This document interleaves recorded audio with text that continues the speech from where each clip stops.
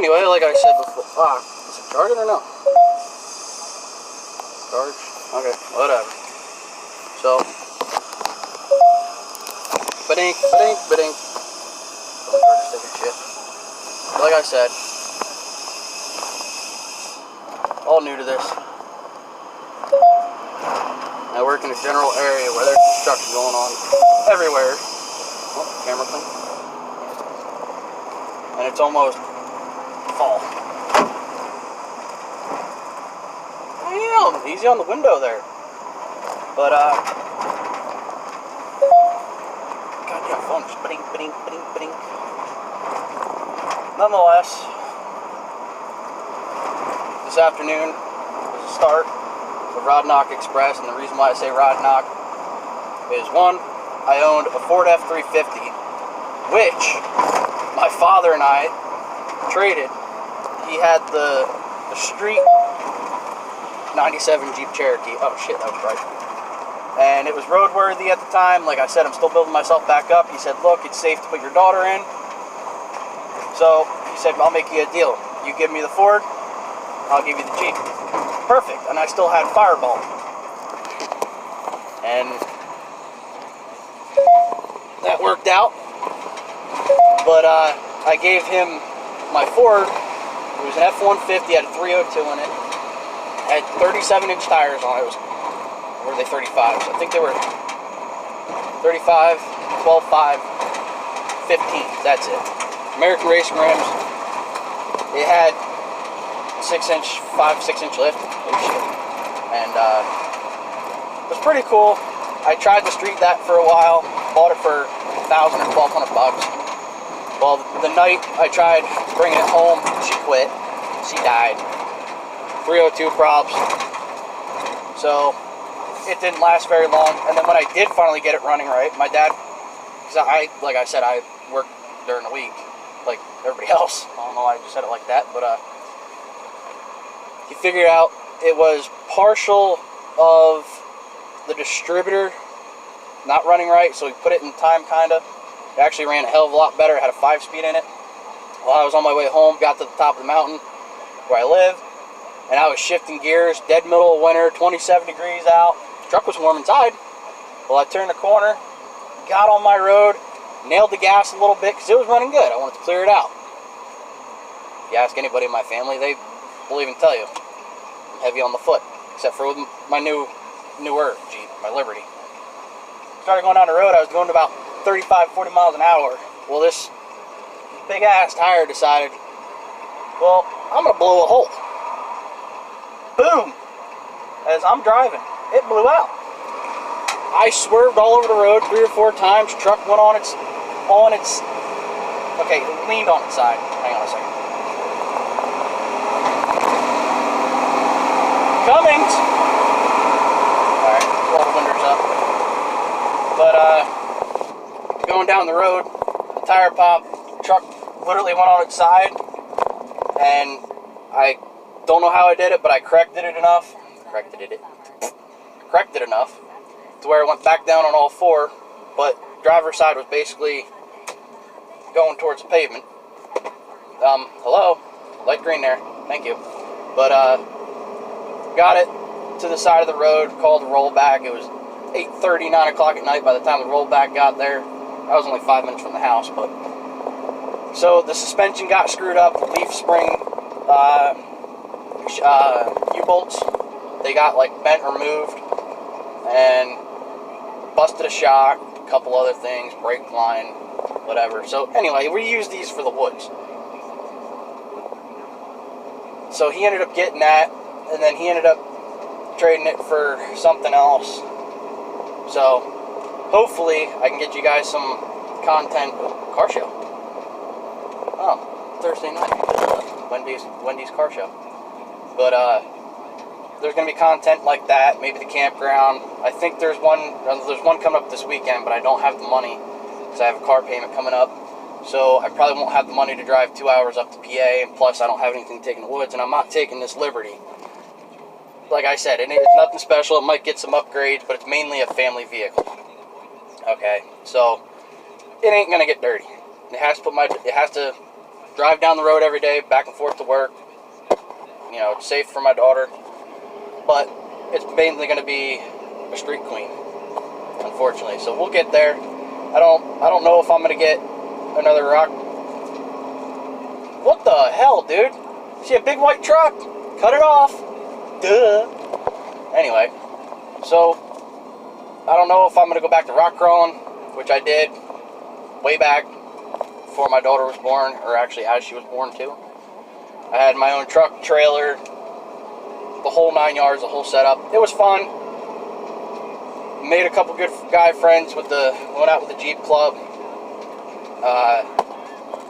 Good guys, and then it just, the relationship went downhill, so we kind of, everybody as friends just departed. Keep it mutual, it's fine with me. There's plenty of other Jeeps out there, there's plenty of other Jeep clubs out there, but there's a little story about that too. When I said I had my own truck, trailer, everything. I had an 07 or 08 Dodge Ram. Yeah, it was a half-ton. It was right after my daughter was born. I had a piece of crap Ford Tempo with like 300,000 400,000 miles on it, and I was not sticking my daughter in it. My ex and I had the Jeep. We really didn't want my daughter as a newborn in the back, just in case we got hit in the back. There's really nothing in the back of a Jeep. Yeah, they're steel, they can take beating, but, you know, my daughter was in the back. So, saved some money up. I didn't have a lot, but I had enough. Found this truck, beautiful truck. I mean, beautiful for an 07. No fender rot, no bed rot, no bumper rot, nothing. So, I bought that.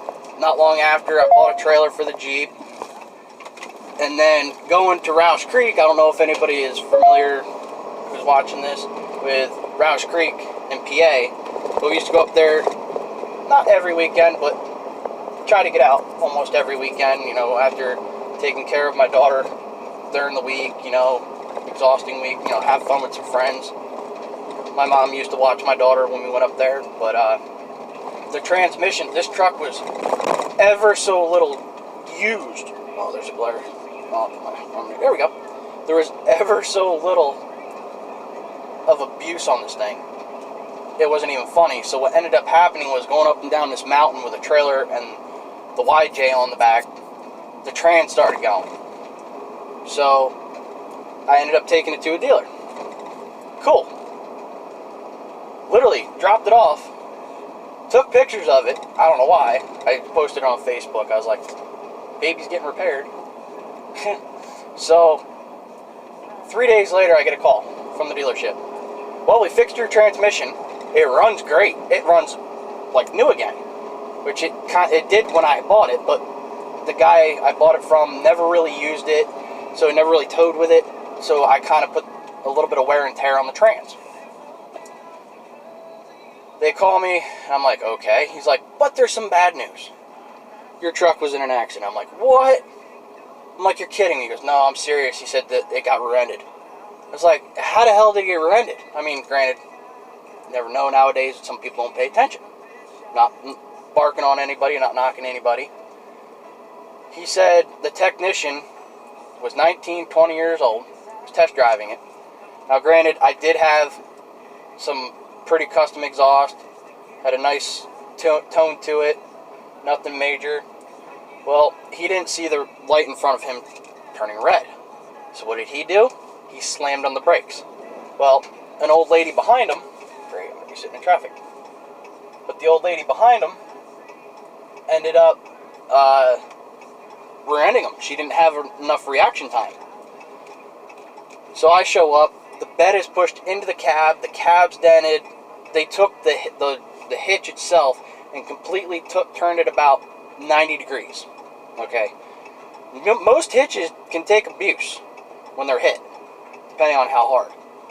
Well, this lady hit so hard it took the whole hitch from straight to dented the bumper, screwed the tailgate, bed sides were all screwed, and I ended up fighting the insurance company because the dealer's insurance company, the lady that hit it, her insurance company, and the dealer didn't want to do right by it. Alright, come on people, it's 2 lane. truck's wide, but not that wide. Damn, people. I don't know if you're a cop, but it's 2 lanes here, buddy. So, none of them did right at all. They tried to tell me my truck was in multiple accidents before that. They did a Carfax on it, had front damage, rear damage, blah, blah, blah. I know my shit. I learned from my father. Check your fluids, check your frame, check for dings, dents. Look down body lines, look down the frame if you can. You know, all this shit. When I bought this thing, it was immaculate. Immaculate. So, they fought me, and they're like, oh, well, we'll tell you what, we'll give you a new bumper and hitch. What's that gonna do? The bed's still fucking... Oh, I'm sorry. I said I wanted to keep this clean. I apologize. I'm trying to keep it clean. This is how riled up I got when the truck was hit. So, they put a new bumper and hitch on it because they ended up keeping my truck for almost a month. Literally a month. So, it came back. You couldn't even put your fist between the wheel well and the back wheel. One side of the bed was still closer to the cab. The other side, not so much. So, I kind of, that was kind of, my insurance company ended up just kind of screwing me on that too, because after that, it just up in the air. Everybody knows how that works. And then rock crawling came to a halt, and things started going downhill with the relationship. Okay, dude, you're taking forever. Oh. And, uh-oh. Give me a second. My coworker Bill's trying to stop me. Give me 1 second. Yo. Dan doesn't want to take that chance. That's fine. So he's going to bring his wheelbarrow in tomorrow. All right. We're going to hold off. Finish. We'll do it tomorrow. We've got Scotty here.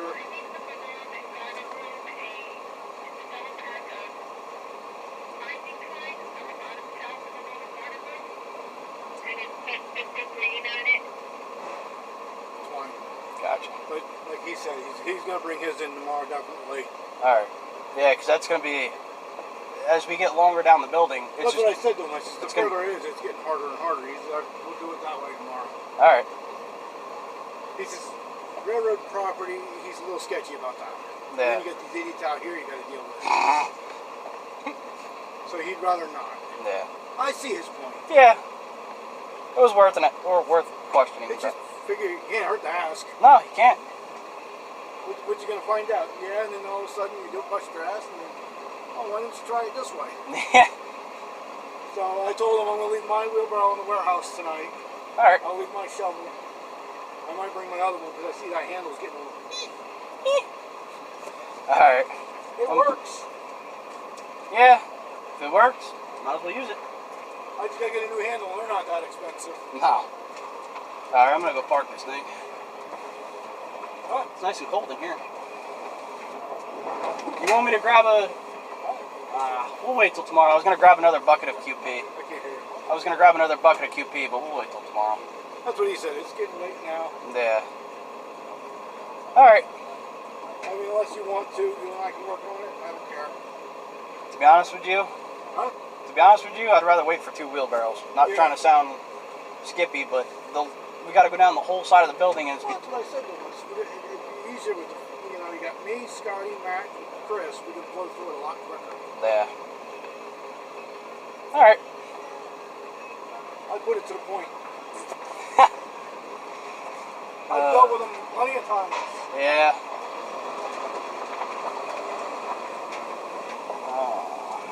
All right. So, anyway, I had a truck. I had all that gone. Daughter comes first no matter what. I don't care. So now, I'm building myself back up. I drive, especially in the summertime, this past summer, we were freaking busy as crap driving this truck. And he parked that loader really close. He did. Oh well, tight squeeze. But, I drive truck, run a loader, forklift. I work for a pet food distribution. That's as far as I'm going to go with that. Tight, man, tight. But, just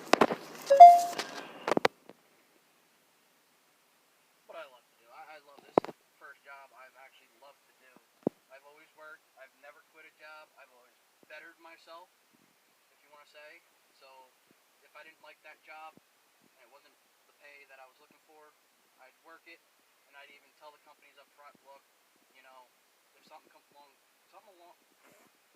something else comes along better, I'm gonna do it. This company, I love this company. You know, you're not just stuck in one thing. You're not stuck in one building. You know, like I said, I'm driving the truck, the loader, forklift, and picking dog treats, dog food. You know, feed for horses, sheep. You know, stuff like that. But